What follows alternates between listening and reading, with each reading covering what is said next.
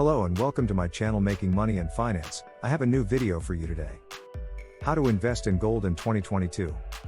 Before I begin, I want you to hit the like button, leave a comment, and subscribe to our channel so that you are the first to know when we upload a new video. And if you find our video useful, please share it with your friends and family. In this video, I'm going to cover the basics of investing in gold for those who are just starting out. In this section, I'm going to discuss 4 distinct approaches to investing in gold. In this section, discuss some of the benefits and drawbacks of investing in gold. In the economic circumstance we are in today, where a recession is in the vicinity, gold has become an umbrella for advising investors like you. Gold usually will most likely take the form of a coin or a bar. In most cases, this can be anywhere from 1/4 ounce all the way up to 400-ounce bricks if you are purchasing from a reliable supplier. Bricks can be purchased in a variety of sizes. And if you can afford a 400-ounce brick of gold, more power to you. If you just do some simple math and multiply the spot price of $1,839 in 2022 by 400, you get $735,000 worth of gold. Therefore, the price of real bullion is approximately 1 to 10% more than the spot price. In normal circumstances, it ranges from 1 to 5% at any given time. However, in times like these, with endless money creation, many people do not trust fiat currency, and as a result, there is a lot of demand for precious metals. That is the reason for the price increase. Therefore, dealers, whether they operate out of a coin shop or as internet brokers, are currently demanding prices that are closer to 10% higher than spot. If you aren't familiar with the term spot price, let me tell you that the current price of gold is $1,000 per ounce. For instance, if you add a premium of 10% to it, the price of that ounce of gold is likely going to be somewhere around $1,100. Therefore, it is essential to make quality purchases. When I say that the most popular types come from mints or highly reputable sources, what do I mean? I mean that the most popular types come from either of those two places. Therefore, you should only invest in gold that is suitable for investments. The minimum percentage should be at least 99.9%.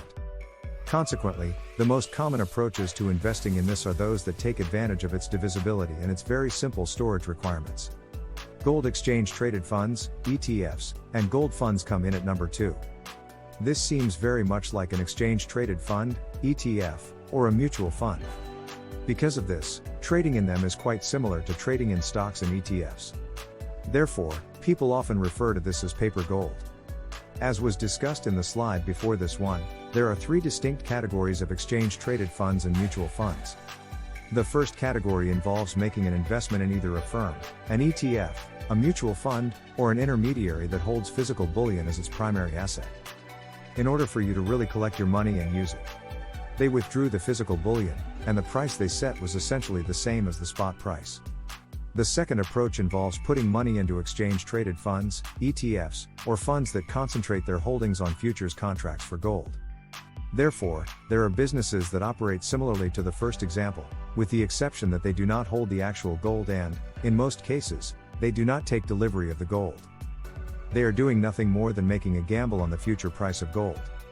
And then, third, there are gold mining firms, which have witnessed a surge in popularity over the course of the previous several years. And this is precisely what it seems like you're doing. You're investing in an exchange-traded fund, ETF, that owns a number of gold mining firms. And it all depends on the performance of those gold mining enterprises. The Spider Gold shares are an example of a fund or an ETF that contains the real bullion here in the United Kingdom. Investing in actual gold mining companies, sometimes known as gold miners, comes in at number 3 on the list. Stocks in gold mining companies are exactly what they sound like they would be. These are the companies that are responsible for the actual mining of gold. To put that another way, what do you suppose causes it to emerge from the ground? You will need to make investments in the companies that actually mine it and extract it from the ground. Therefore, it shouldn't be assumed that these companies correlate perfectly to what the current price is. Therefore, that is what I meant when I said that this price does not equal the spot price, simply because these are still separate organizations that need to be managed in the appropriate manner. They have to demonstrate a profit. They need to improve their revenue in order to increase the value that they provide to their shareholders, which means that the value of the stock must also increase. This means that they are still responsible for managing things like money, people, resources, and equipment. Therefore, the fact that the price of gold is skyrocketing does not always suggest that these businesses will experience the same meteoric rise. If you want a couple of examples, two of the largest gold miners in the world are a corporation called Newmont and another company called Barrick Gold. Consequently, the fourth option is to invest in gold futures or options. Therefore, the reason I have included an asterisk next to this is to indicate that only experienced traders should take that kind of risk. People who either do this for a living or have been doing it for a considerable amount of time should consider it. And they are very aware of what they are doing. Because of this, I decided that it would be beneficial to the audience if I could explain all of this to you. That way, you would have a better idea of what it is that you are getting yourself into. If you decide to put your money into such a type of exchange-traded fund, ETF, or gold fund. As was previously indicated, this essentially refers to the options on futures or exchange-traded funds. In the event that you are unaware of what an option is, let me explain that it is essentially the right but not the responsibility to purchase or sell an asset at a specific price at a specific time. You might want to watch some other videos if you're not familiar with the mechanics of trading options, though. This video will not cover that topic. Nonetheless, you should be aware that you have the right, but not the responsibility, to strike on a given price and execute on that price at some point in the future. Therefore, if you believe that the price of gold is going to go up or down, you are able to effectively place a bet on that with put or call options. You are responsible for doing your own study in order to figure out what exactly that entails. Now that we've gone over all of that, let's discuss some of the advantages and disadvantages of investing in gold. Let's go over the benefits of investing in gold as soon as possible. Even if there are additional considerations, these three are generally considered to be the most important ones. First and foremost, it serves as a natural protection against inflation. People's faith in fiat currency suffers when they see the money printer running bare and printing trillions upon trillions of dollars, as this causes people to question the legitimacy of the currency. Therefore, they look to anything that has a long history of serving as a store of value. Therefore, there is only a limited supply of it. It is considered hard money, and this conflict is about reducing people's ability to buy things. You have had the freedom to conduct your own research ever since the United States abandoned the gold standard in 1971. Simply put, it's a means of storing value. 2. A diversified investment portfolio is essential. Therefore, the majority of your investments, regardless of whether they are held in exchange-traded funds, ETFs, 401k plans, bonds, or any of the other available ways to invest, are all connected to the financial markets. This particular asset does not exhibit any correlation with other assets, therefore it can be used to diversify one's portfolio without being limited to stocks or equities. Therefore, if you see your favorite guru recommending that you buy stocks, the prices will only go up. Although it is entertaining, this is not necessarily a good approach to broaden one's horizons. Therefore, if stock prices go down, it will also go down. It makes no difference how diverse your portfolio is. It is imperative that you offer genuine diversification and include it in your investment portfolio.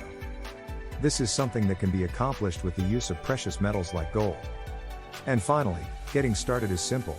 All you have to do is get onto the internet to begin things rolling. It will only take you 5 minutes, and it is as simple as purchasing a stock.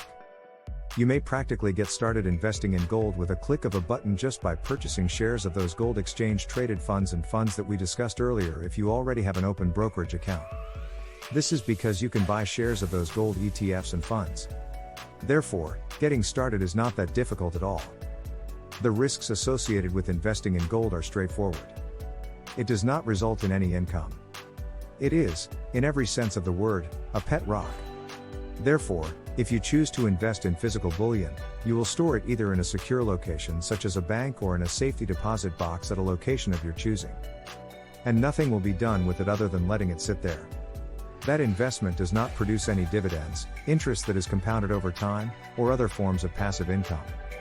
This is exactly why people invest in gold in the first place, because it's not associated with anything else and it can't do those other functions. In my opinion, every individual's investment portfolio ought to contain between 5 and 10% of gold or other precious metals at the very least. Gold is often a safer investment than other commodities. As a result, I would reserve a modest portion of my portfolio for physical assets. A well-diversified portfolio, in my opinion, will include some precious metals and some real estate assets. Also included will be some other types of investments.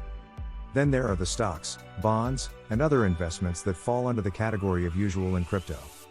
I hope you got value out of this video. As always, please hit the like button, hit the subscribe button with the bell to receive notifications. Please share it with a friend, if you haven't already.